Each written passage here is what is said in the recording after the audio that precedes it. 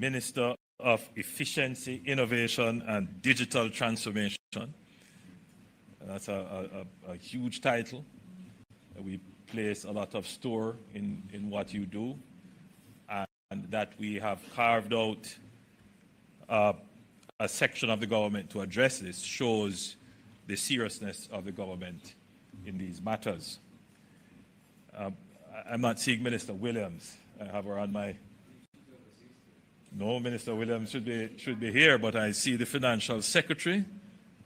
No, not here as well. Well, in their place, let me acknowledge Minister Hill and other members of the government and permanent secretary. Permanent secretaries who may be here. Mr. Harish Natarajan. Harish, I like your title, practice manager. That's a proper term. I've never heard it before, but I like it. I think I will adopt it. Practice manager, financial inclusion and infrastructure, finance, competitiveness and innovation, World Bank and other members of the World Bank team. Dr. Wayne Robertson, Senior Deputy Governor of the Bank of Jamaica, representatives of public and private sector bodies, representatives of the media, ladies and gentlemen, it is a good afternoon. And this afternoon's discussions have been both timely and substantive. They have brought forward valuable insights grounded in data, experience, and practical engagement. I wish to acknowledge the contributions of the World Bank, our national stakeholders, and our development partners, whose work continues to strengthen Jamaica's policy landscape. What has emerged clearly from this dialogue is a balanced understanding of where Jamaica stands, recognizing both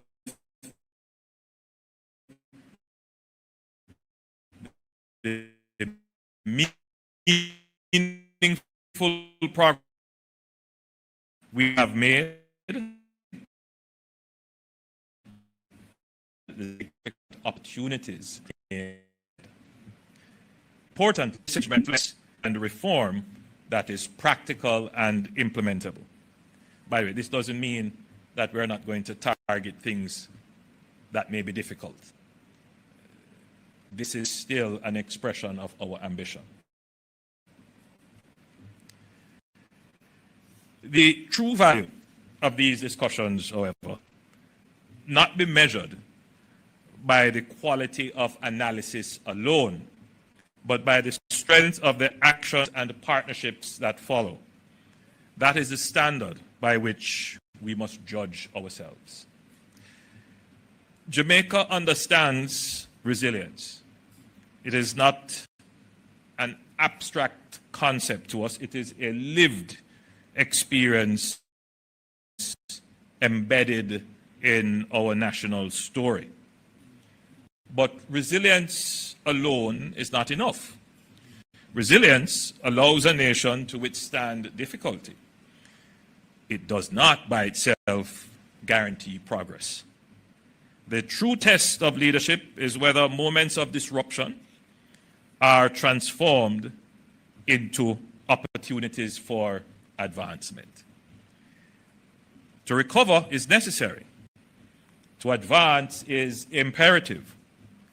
Recovery restores what was lost. Resurgence creates something greater than what existed before. That distinction is not rhetorical.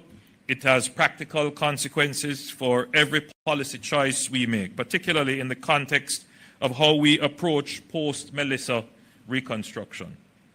A nation that is rebuilding has a choice that every stable nation has, but rarely gets to execute. We can restore what existed, or we can decide to build what should have existed.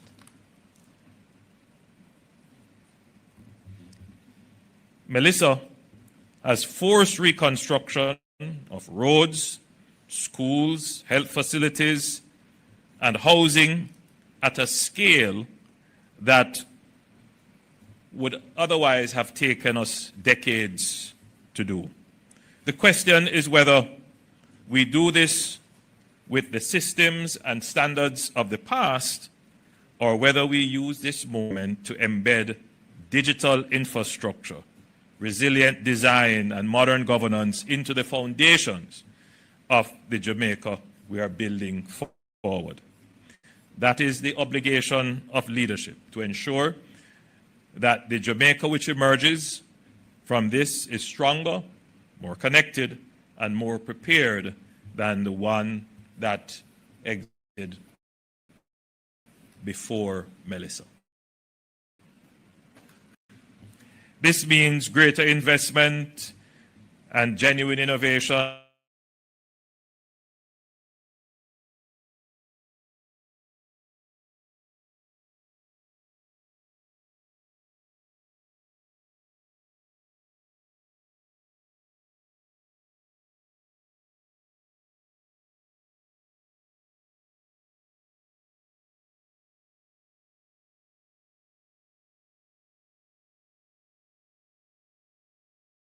not concentrated in the hands of few, but reaches across communities and generations. That is precisely why we are establishing the National Reconstruction and Resilience Authority. Construction at the scale and speed required cannot be managed through ordinary administrative channels at ordinary administrative speed.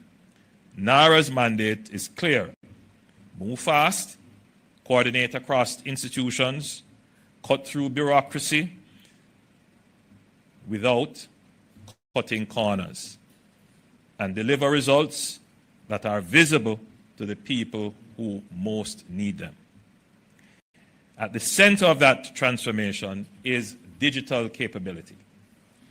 Countries are no longer competing solely on geography and natural resources. I recently had an opportunity to address a body of well-established Jamaicans overseas, and I made the point that the old way of thinking about our economy and our society, which we have had that frame of thought for the last 50 years, will not carry us for the next 50 years. One of the ways in which we think of ourselves, we like to think of ourselves as having an exceptionally well-placed island in terms of our geography. So our geography is an asset. We like to say we're the center of the Caribbean. We're in close proximity to all lanes, therefore logistics is such a great opportunity for us, and it is. But that alone in and of itself is not the way forward. We like to think of ourselves as a fairly well-resourced island.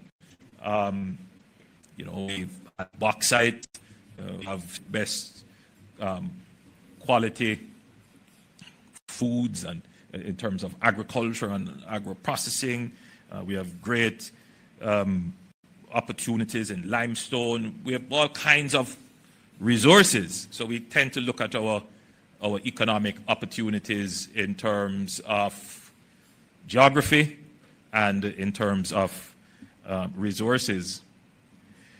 But for us to compete, take advantage of those, we have to now consider agility, efficiency as a resource. Indeed, countries that don't have our geography, that don't have our resources, are outcompeting us, have far larger GDP than we do, several times over. And what is the main resource that they have?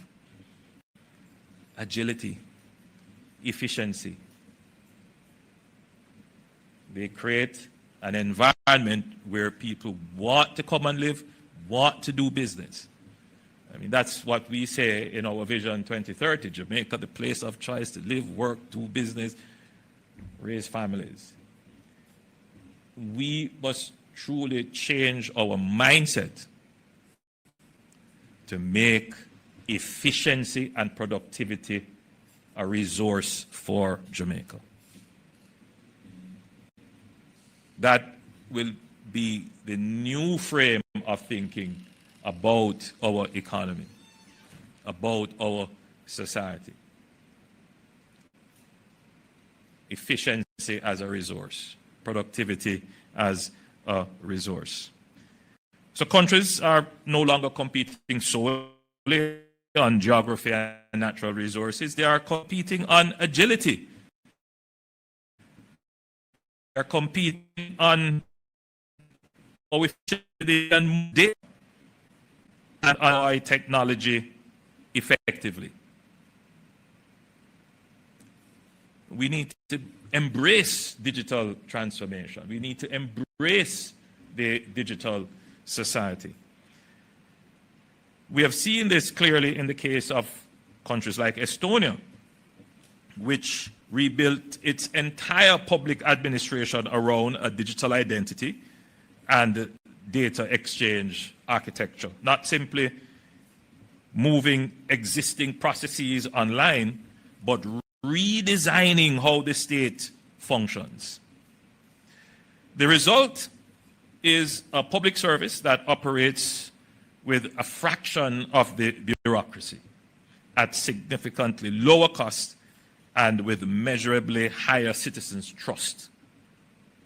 That is the standard of ambition we must hold ourselves to. So it's not digitization for digitization's sake because it sounds great or that's the next fad.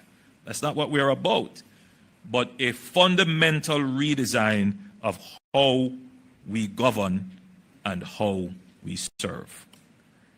Jamaica has already taken many meaningful steps in this direction.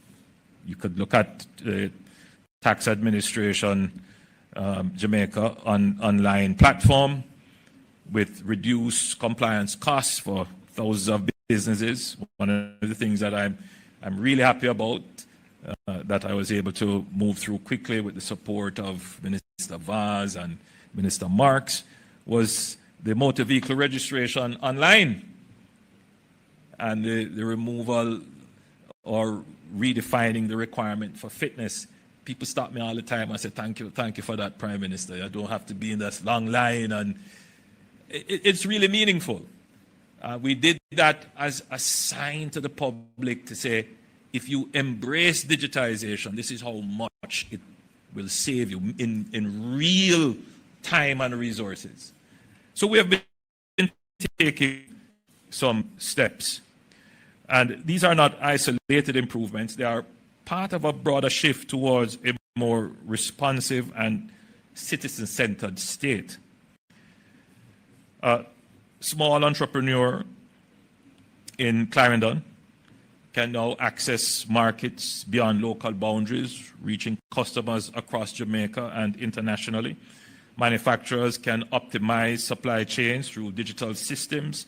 Tourism operators can connect instantly with global audiences. And these are practical transformations that improve competitiveness and generate growth. In education, we are again integrating digital transformation in terms of how we train our students. We're now able to bring more rural students into access training. And in finance, the implications are even more promising. Digital platforms, online banking, electronic transfers, mobile application, and Jamaica's Jambex system should be making transactions faster, safer, more convenient is in my script, but I want to add one more, Governor of the Bank of Jamaica and all the bankers who are here, Audrey. Cheaper I noticed I didn't say more affordable. Transaction costs must go down. I should not be considering the cost of transferring money online. I shouldn't have to have that consideration. Governor of the Bank of Jamaica, if we use the RTGS system, we shouldn't have to consider a cost.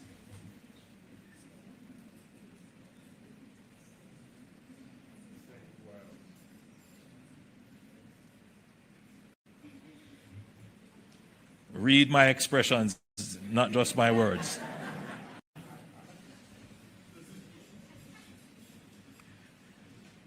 And I think this is where the effort really needs to be focused on.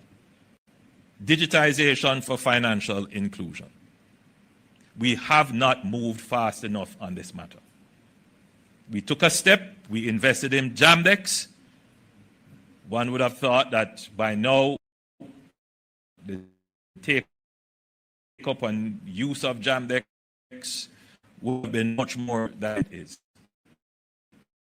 I have appointed and to ensure that it happens. There's just too many excuses, too many interests that are divergent. Digital financial system. And whatever it takes to get it done, Minister, you have my 100% support. We must get it done.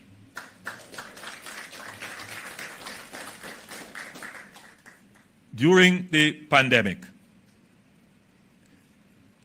for the first time, Jamaica had the ability to provide social welfare interventions to its citizens. The problem was not money at that time. The problem was, how do we get the money to the people virtually, because the pandemic prevented physical transactions. And that is when we really understood the significant social loss of not having a fully banked society, of not having financial inclusion. It was a nightmare to get people registered, get their bank accounts, to individually identify them. And you know, the funny thing is that when we went to Parliament, this time it was about money. We were in Parliament discussing the distribution of care packages for communities that we had to quarantine. And the discussion by the opposite side was that just give the people the food packages, man. Don't ask them for any IDs. We well knew that the same people who are saying that would come back to the PAAC and the PAC and said, how did you give out food packages to people you can't identify them? So we knew that whatever we did, we had to have a strong accountability mechanism.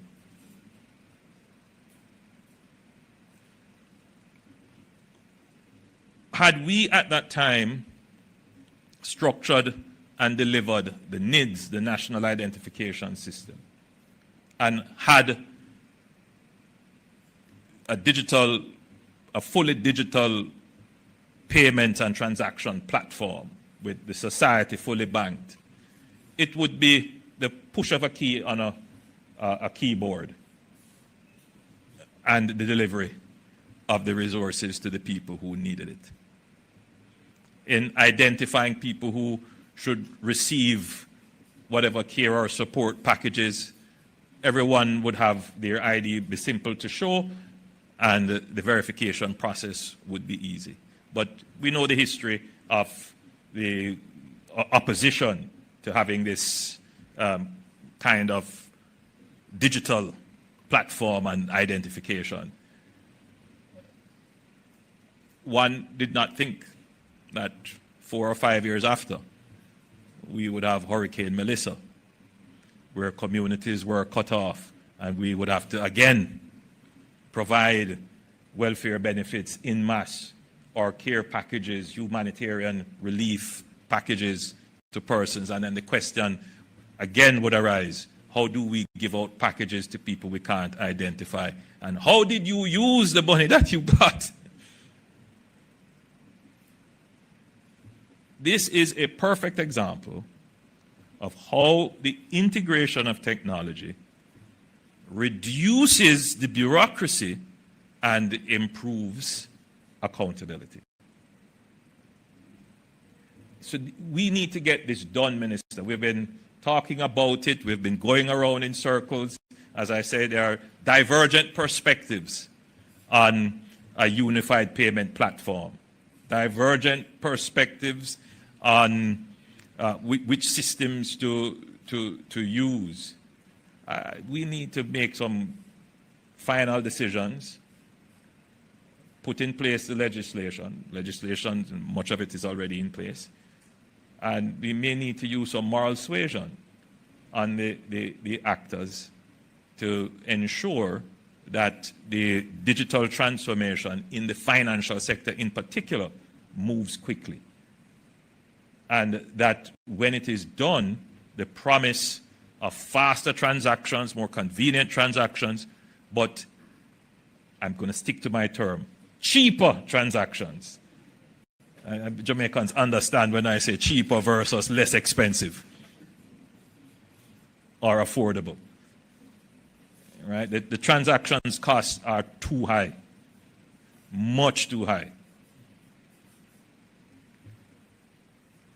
So I think I've made my point. So thank you, everyone.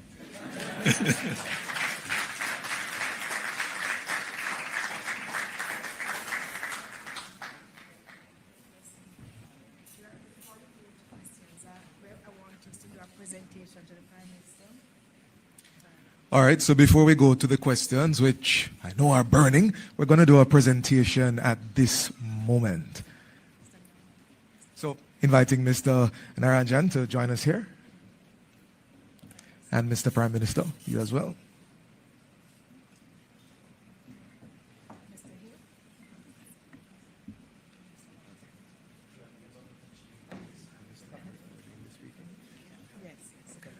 Let me also acknowledge Dr. Wayne Henry, who was joined us, yes. Yes, please come and join us.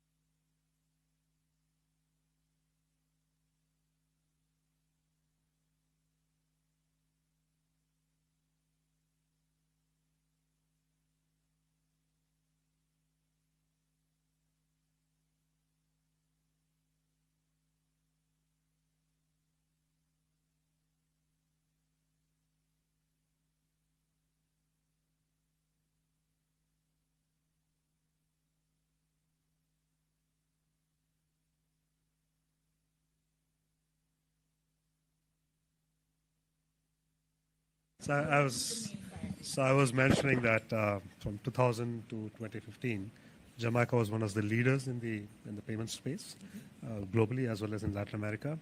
But from 2015 to now, Jamaica has ceded a lot of ground, and now it is actually the second.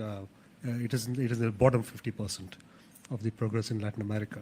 So there's a lot of ground to cover, but the foundations are in place in Jamaica, and critical reforms are needed, in particular related to kind of the competition side, as well as improving the infrastructure. Okay. So it's not so good news, but still there is hope. Well, yeah, exactly. More competition in the market.